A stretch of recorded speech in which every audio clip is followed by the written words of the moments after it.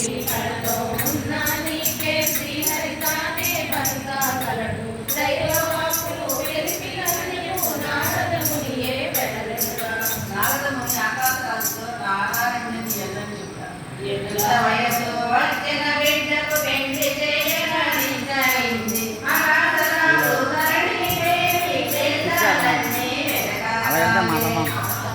లేదండి పుట్టి పుట్టి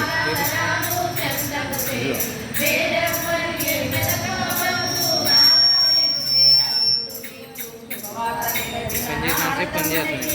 ఈ రెండు దగ్గర ఉండటం వల్ల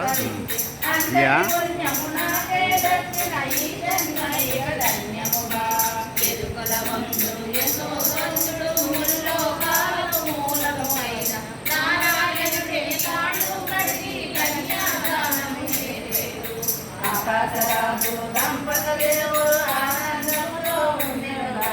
పద్మావతి కలలు కంటూ స్వామి రామకు ఎదురు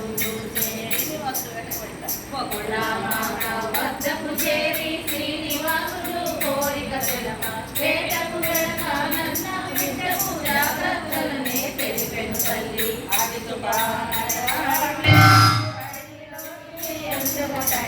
జాగ్రత్త